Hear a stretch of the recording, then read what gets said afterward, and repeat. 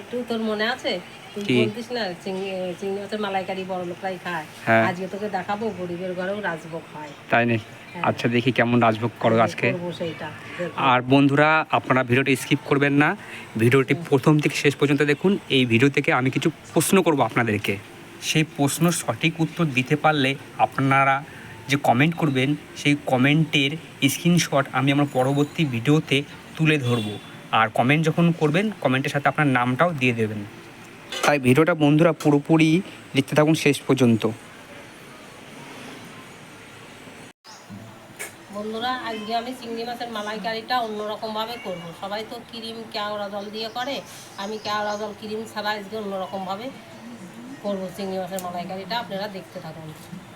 মা তুমি সত্যি বলছো? ক্রিম নেই, কেওড়া জল নেই, শুধু নারকেল দিয়ে মালাইকারি বানাবে? হোটেলে দেয় ক্রিম আর মা দেয় মমতা, এটাই পার্থক্য বাবা।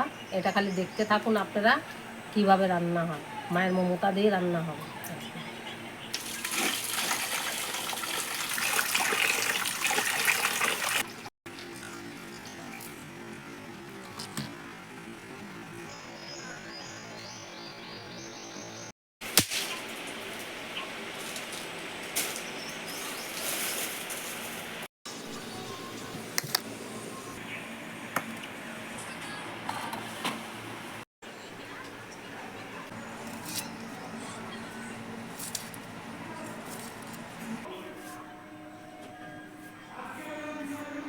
মা তোমাকে রেসিপিটা কে শিখিয়েছিল? তোর ঠাকুমা শিখিয়েছিল। আর তোর ঠাকুমা বলতো চিংড়ি ছোট হোক, মুড়টা বড় রাখতে হবে, পুজোর সময় ছাড়া আমাদের বড় চিংড়ি জুটতেই না।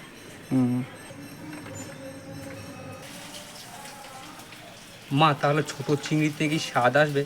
স্বাদ তো আসে বড় চিংড়িতেই। শোন, স্বাদ আছে হাতের গুণে। এইটা গোটা গরম মশলা, এটা ফোড়ন দিলে পাড়ার লোকে জিজ্ঞেস করবে কার বাড়ি বিরিয়ানি হচ্ছে। তাই নাকি? হ্যাঁ। তাহলে মা আমরা একবার দেখিনি কি কি লাগছে আমাদের মালাইকারি রান্না করতে। চিংড়ি, নারকল, ঘি, তেল, লবণ, পোস্ত, পেঁয়াজ, কাঁচা লঙ্কা, আদা, কাজু, হলুদ, জিরের গুঁড়ো, ধনের গুঁড়ো, আস্ত জিরে ফোড়নের জন্য, এলাচ দারচিনি ফোড়নের জন্য। আচ্ছা, মেন আইটেম এই যে নারকেল। নারকেলের দুধটা দেবো। নারকেলের দুধ দেবো তাই তো? নারকেল ছাড়া তো হবেই না। না, মালাইকারি নারকেল লাগে।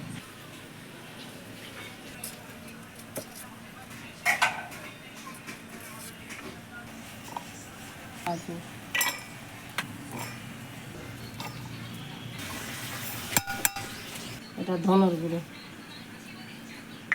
এটা জিরের গুঁড়ো, আর এটা হলুদ।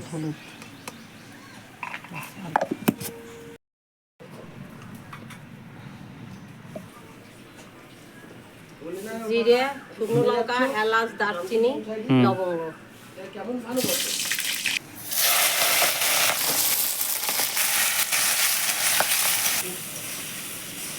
একটু লবণ দেবো। এবার নারকেলটা পিষে নেবো দুধ করার জন্য।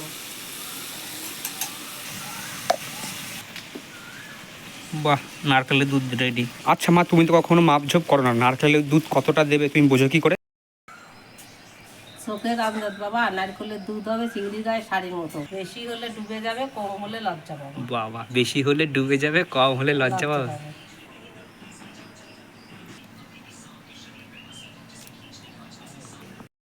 মা তোমার এই ডায়লগগুলোই তো রেসিপি, হোটেলের শেফ ফেল পুরোপুরি। শেফেরা টাকা মাপে, মায়েরা ভালোবাসা মাপে। মশলা টানলাম, বলো। এবার আঁচ কম দিয়ে মালাইকারি তাড়াহুড়ো লাগে না, একটু ধৈর্য দিয়ে রাখতে হবে। তোমার মতো কেউ পারে না, কেন বলো তো মা? ওরা রেসিপি মুখস্থ করে, আমি তোর বাবার মুখটা মনে করি। এবার নারকেলের দুধটা দিয়ে দেবো। যেদিনকে তোর ঠাকুমায় রান্নাটা শিখিয়েছিল সেদিনকে তোর বাবা ঘরে এসে বলছে লাখ টাকার খুশি হয়েছে। বাবা, মানে এত সুন্দর রান্না হয়েছিল? রান্না প্রথমে রান্না করছিলাম না। ও ও, মানে প্রথম দিন শিখিয়েছিল ঠাকুমা, আর সেই জন্যই লাখ টাকা খুশি। বাবা, ভালো ইঙ্গিত দিয়েছিল তো তাহলে। হ্যাঁ, টেস্টও হয়েছিল। তো দাদু চেটে পুটে খেয়েছে। বাবা, দাদু চেটে পুটে খেয়েছে? আসলেই তো দাদু খুব ভালোবাসতো এই মালাইকারি, ও খুবই ভালোবাসতো। আর নেই কাঁচা লঙ্কাটা দিয়ে দেবো, একটু চিনি দিয়ে দেবো,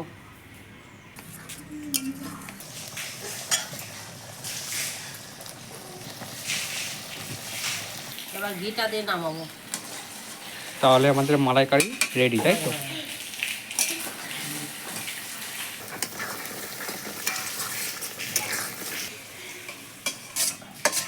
বন্ধুরা, আপনার মায়ের বা ঠাকুমার হাতের কোন রান্নাটা খেলে লাখ টাকার খুশি মনে হয় কমেন্টে জানাবেন। বন্ধুরা বিশ্বাস করুন, হোটেলের 800 টাকার মালাইকারি এই মালাইকারির কাছে ফেল, কারণ এখানে ক্রিম নেই, আছে শুধু মায়ের ভালোবাসার মমতা। আপনারা অবশ্যই ট্রাই করবেন এই রেসিপিটা। তো বন্ধুরা, আজকের প্রশ্ন, মা নারকেলের দুধকে কিসের শাড়ি বলেছিল? কমেন্টে অবশ্যই জানান। আর যে বা যারা সঠিক কমেন্টে উত্তর দিতে পারবে তাদের কমেন্টগুলো আমি পরবর্তী ভিডিওতে অবশ্যই দেখাবো। আর কমেন্টে উত্তরের সাথে নিজের নামটাও দেবেন বন্ধুরা।